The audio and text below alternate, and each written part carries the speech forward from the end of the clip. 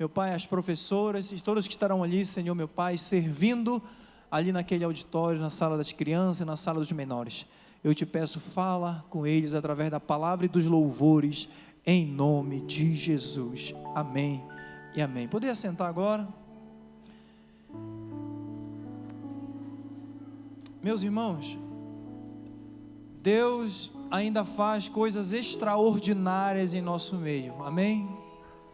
Pastor, testemunho não é para dar na terça-feira de milagres. Aprove a Deus nós separarmos esse momento. Foi no tempo de Deus. A pessoa vai falar aqui por que foi nesse tempo. Aprove o Senhor trazer um grande testemunho. Todas as vezes que nós falamos assim, irmãos, tem alguém na UTI, vamos clamar. Quem lembra disso, que a gente faz isso aqui? Inclusive a esposa do pastor Ferreira estava, ela saiu da UTI mais uma vez. Nós vamos orar no final do culto por ela novamente. Mas todas as vezes que a igreja clama, a nossa igreja é uma igreja de oração, onde a oração tem poder de Deus, irmãos. E eu gostaria, nesse momento, de chamar aqui na frente a irmã Alessandra Jeane Santos, e ela vai contar aquilo que o Senhor fez. Dá um microfone para ela, por favor. Aquilo que o Senhor fez. Se você quiser gravar, se você quiser pegar depois e compartilhar, eu vou te falar, é algo muito impactante. Não passeie, não levante, porque eu tenho certeza que Deus irá falar ao seu coração neste momento, amém? Que Deus te abençoe, irmã Alessandra. Aquele chiado, Lucas, aquele chiadinho aqui está muito forte aqui, se puder diminuir, acho que ela vai desconcentrar ela um pouquinho. Paz do Senhor, amada igreja. Eu falo amada igreja, porque eu sei o clamor que essa igreja levantou por mim quando eu estava na UTI. E só quem tem o amor no coração consegue orar pelo próximo. Então vocês são muito amados e muito queridos no meu coração.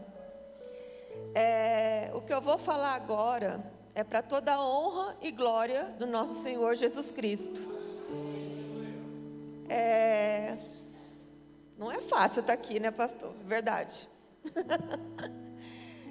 Eu vou começar meu testemunho. Quando eu tinha 4 anos de idade, não é, senão o pastor vai ter um ataque. É o seguinte, a minha vida estava tudo bem. Meu nome, Alessandra Jeane, sou tabeliã substituta num cartório, filha do pastor Milton e da irmã Evane. Meu avô é pastor e vim de uma família toda cristã.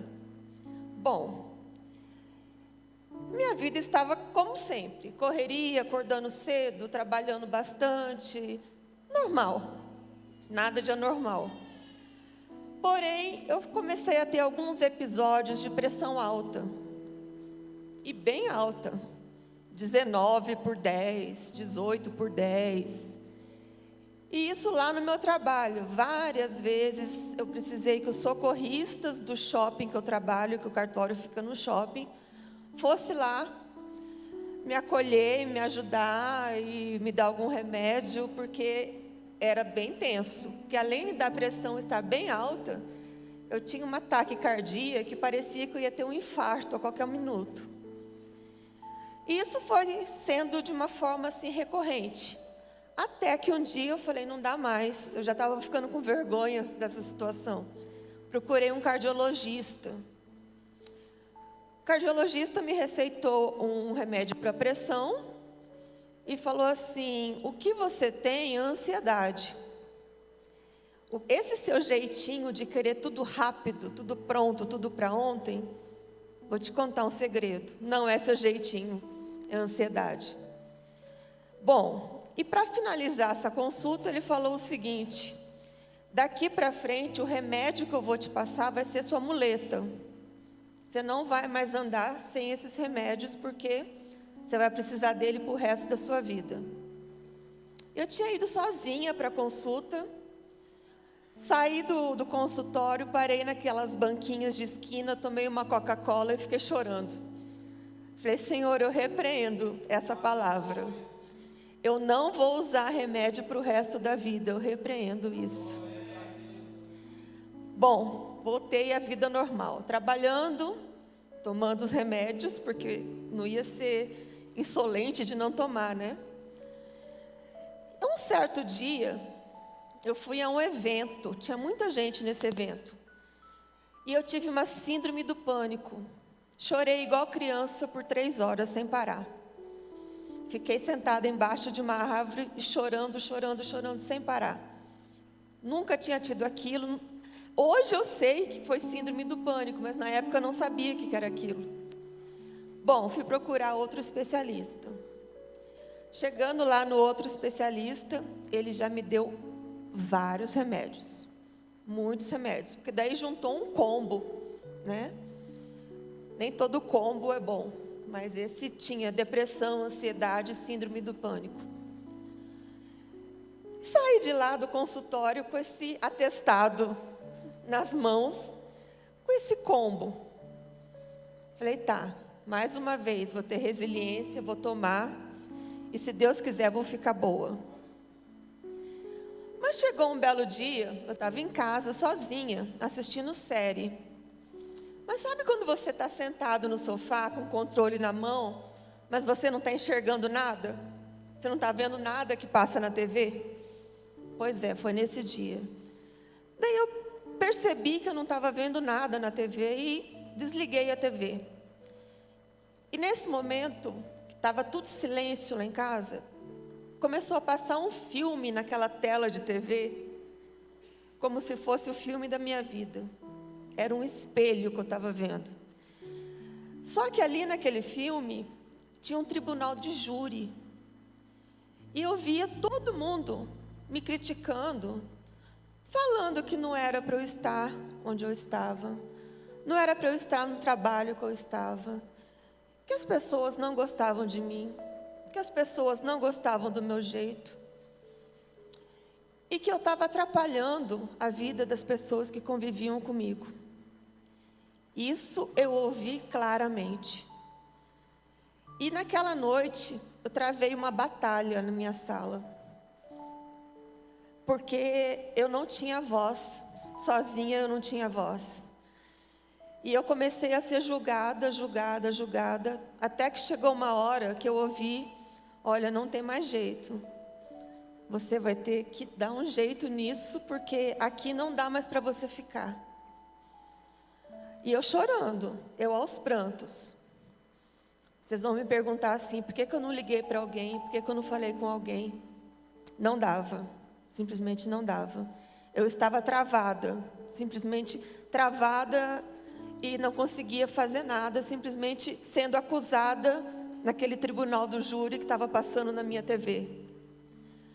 Resolvi abrir o armário, peguei uma caixa de remédios, ingeri todos, só todos. Comecei a ficar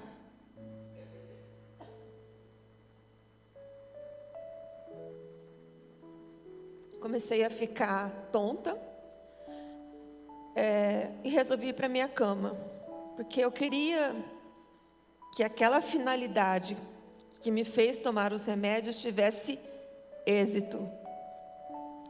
Fui para minha cama e lá fiquei. Aproximadamente após 4 horas, meu filho chegou. Isso que eu estou contando, eu já não sei, tá? Foi o que me contaram. Meu filho chegou, viu que eu estava inconsciente, viu que eu estava sem batimentos, totalmente apagada na minha cama. Em seguida, ele ligou para o SAMU, e o SAMU imediatamente me levou para o Hospital Anchieta. Cheguei lá, já com o diagnóstico de morte. Tive um AVC, entrei em coma, não um coma induzido, um coma que o seu corpo pede socorro e o próprio corpo entra em coma. E ali, imediatamente, os médicos começaram a me dar aquele choque, que eu esqueci o nome agora, é esse daí, e aquela injeção de adrenalina para voltar, para ver se dá aquele baque no corpo. mas nada resolvia, nada. Então, imediatamente eles já me entubaram e já fui para a UTI, porque até então estava naquela sala de primeiros socorros.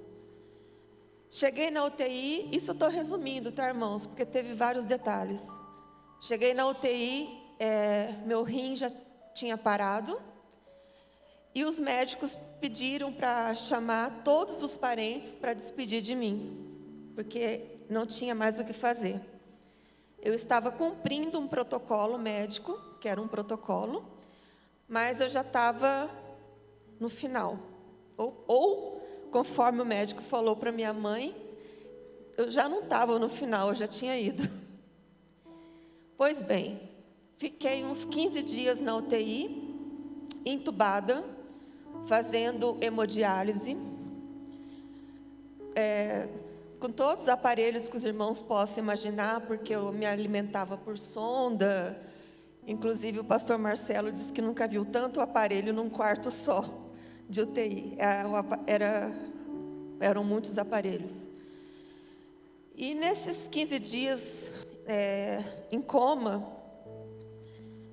meus pais sofreram muito, minha família também, meu filho, todo mundo. Houve um clamor em várias igrejas. Aqui, as igrejas de São Paulo, de Jundiaí, as igrejas a igreja de Barretos, até a igreja do exterior. Então, assim, foi um clamor muito grande. E eu vou contar rapidinho essa parte. Enquanto eu estava na UTI, até meu filho entrou no quarto um dia, chorou, porque ele achou que eu estava sofrendo. Ele achou que eu estava sofrendo muito. Mas enquanto eu estava na UTI, eu estava num leito de um rio com pedrinhas, e lá eu dormia com o barulho das águas. Eram águas correntes. O tempo inteiro do coma, fiquei nesse rio com águas correntes, em cima das pedrinhas. E era uma paz muito grande mesmo. Chegou um dia que eu fui ser estubada. Esse dia foi bem tenso. Se os irmãos sabem, é uma parte bem tensa ser estubada, que ali pode acontecer de tudo. Graças a Deus deu tudo certo. Saí daquele quarto com trilhões de aparelhos e continuei na UTI, mas como em observação. Ainda estava sedada, tomando muitos remédios, não tinha muita consciência de tudo que acontecia. E minha mãe foi me contando, e meu pai foi me contando o que tinha acontecido comigo, porque até então eu não sabia. Eu tinha tomado tantos remédios que eu estava sem memória e não estava conseguindo concatenar as ideias corretamente. Daí eles contaram o que foi que aconteceu. E eu fiquei muito triste, porque quando você está lúcida, você fala, que absurdo, como que alguém faz isso? Como que alguém tem coragem de fazer isso? E naquele momento eu fiquei com muita raiva de mim, pelo sofrimento que eu causei a todo mundo. E eu queria abrir um parênteses aqui para dizer que ninguém é super-homem, nem Mulher Maravilha o tempo inteiro. A gente tenta, porque o mundo cobra isso da gente. E certo dia eu acordei, isso já agora, eu acordei de madrugada com a palavra do Senhor na minha mente, lembrando de Elias. Irmãos, Elias era assim com Deus. E Elias sofreu. Elias se entristeceu. Elias duvidou da capacidade dele. Mas depois de tudo, Deus amorosamente tratou com Elias. Por que amorosamente? Porque quando nós estamos em crise, nós temos medo de falar com outra pessoa. Quem já quebrou o braço ou quem já teve uma enxaqueca? Você não chega para a pessoa ao lado e fala assim, nossa, hoje eu estou com uma enxaqueca, né? Quem nunca? Quem já quebrou uma parte do corpo e foi trabalhar com essa parte quebrada mesmo, porque ficou com vergonha? Ah, não vou engessar meu braço porque vou passar vergonha. Não. A gente enfaixa, engessa o braço, a gente comunica que está com enxaqueca. Mas quem já chegou para alguém e falou assim: nossa, hoje eu estou com uma depressão? É difícil. É difícil porque nem sempre o outro tem empatia para conversar com você, ou tem tempo, porque ninguém mais tem tempo. E as pessoas hoje em dia julgam muito. Eu vou contar agora a parte que o pastor Marcelo falou, que só porque agora eu estou dando meu testemunho. Eu fiquei 1 ano analisando os comentários das pessoas sobre o episódio que aconteceu comigo. E os comentários não são nada bons, nada, nem um pouco. Primeiramente, se houve, é falta de Deus.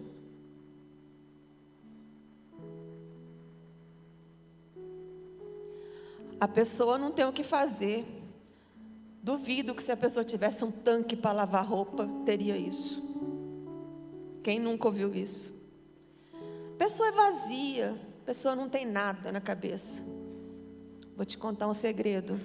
A pessoa com ansiedade, a cabeça funciona de uma forma tremenda, os pensamentos engatam um no outro, e você não tem paz nem para dormir, porque você está pensando no que aconteceu no seu dia de hoje, o que vai acontecer no seu dia de amanhã. Então não é uma cabeça vazia. Foi feita uma pesquisa que 18 milhões de pessoas no Brasil têm depressão. 11 milhões de pessoas no Brasil têm ansiedade. Cadê essas pessoas?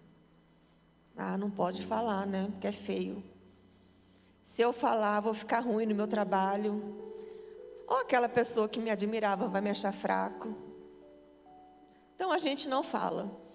Na correria do dia a dia, a gente vai se auto-enganando e achando como que se isso fosse ajudar. Porque ninguém está vendo a minha mente doente. Ninguém está vendo como eu estou. Então eu não preciso contar para ninguém. Mas agora é bem rapidinho, pastor, prometo. Eu acredito que cada um tem uma mochila invisível nas costas. E essa mochila a gente carrega frustrações, problemas, abandono, desilusões e às vezes coisas que aconteceram muito, muito no passado. Eu conheço um grande filósofo, Lucas Freire, que ele sempre fala assim para mim: esqueça o passado, vida nova, vida que segue. Mas eu creio que a gente pode colocar no trono de Deus tudo que está nos machucando, tudo que está nos incomodando. Deus está ali para fazer o que Ele fez com Elias. Amorosamente Ele vai nos socorrer. Amorosamente Ele vai te acolher. Se você tem vergonha do mundo, o que eles vão te falar? Não tenha vergonha de Deus. Deus é muito querido. Deus é um Pai amoroso. Então traga aqui no trono de Deus todas as suas desilusões, todos os seus abandonos, todos os seus traumas. Porque até hoje não foi identificado uma tradução melhor para a palavra depressão. Ninguém consegue dar o real e verdadeiro significado de depressão. Grandes médicos, doutores, enfim, ninguém consegue. Por quê? É um conjunto de fatores. E nesse conjunto de fatores está aquilo ali que você guarda no seu coração, que você não quer contar para ninguém, que você vai escondendo. Então, o que eu tenho para falar hoje para vocês: coloque a sua bagagem no trono de Deus, porque Ele vai cuidar disso. Ele vai aliviar a sua carga, porque Ele é capaz de tratar com você com muito amor e Ele não vai te julgar. E isso é tremendo quando você imagina que tem alguém que não vai te julgar. E eu queria falar agora para as famílias. Converse com a pessoa que você acha que está sem humor, sem sono, se trancando dentro de um quarto, sem vontade de trabalhar, sem forças para levantar da cama. Converse com essa pessoa, porque às vezes a pessoa não tem coragem de chegar em você. A pessoa sempre vai achar que vai ser julgada.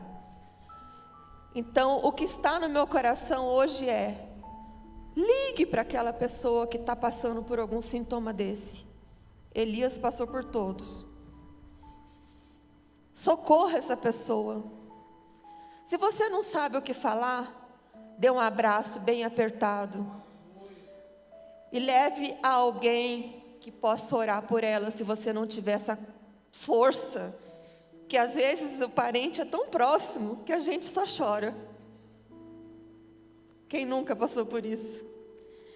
Então, a minha mensagem de hoje, e a mensagem que Deus colocou no meu coração: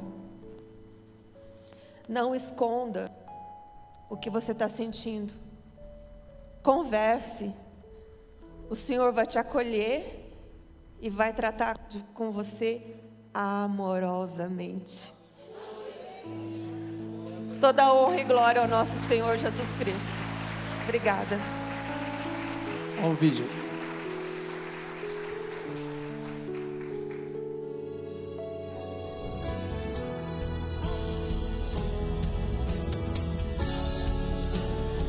Ele ia negar o que eu vou falar, mas ele concordou. Quando eu estava já pronta para sair da UTI, eu estava praticamente sem nenhum aparelho, sem nada. Vocês não vão acreditar o que aconteceu. Fez fila na porta do meu quarto para me ver. Tinha enfermeiro, tinha técnico, tinha médico, tinha os acompanhantes dos outros quartos. Eles fizeram fila. Os meus pais estão aqui para concordar com isso. E eles só acreditaram que eu passei por tudo isso porque eles queriam ver a cicatriz da hemodiálise. Eles puxavam o meu cabelo para enxergar a cicatriz. Porque se eles não vissem a cicatriz, eles não iriam acreditar que eu tinha passado por tudo aquilo. Ou seja, Jesus foi glorificado nesse testemunho. Amém? Obrigada, Irmã Alessandra, pastor. pode fazer o apelo, louvar, que a gente já vai encerrar. Ela está curada, não está, irmã? Eu falei para ela: fica tranquilo, que quando Deus te sarar por completo, você vai dar seu testemunho lá na igreja. E hoje está vendo aqui, ó, ela segura, feliz, passando, talvez, pessoas que estejam aqui, possam compartilhar na internet esse testemunho, de você se abrir com alguém. Isso é importante. A coisa que me deixa mais chateado, sabe qual é, irmã Alessandra? São os fariseus de hoje. São aqueles que falam: olha, vigia, está sem Deus. Eu convivo com isso, irmãos, eu sei o que é isso. Ao invés da pessoa lá com a família: olha, nós vamos orar. A sua mãe nem era daqui quando nós abraçamos essa causa. Ela mudou e tinha mudado fisicamente. Está ali a irmã Ivane, pastor Milton. Mas a igreja falou: por amor, nós vamos abraçar essa mãe, nós vamos abraçar essa causa. Ela falou: pastor, o senhor iria lá no hospital, lá na UTI? Eu falei: hoje, peguei o pastor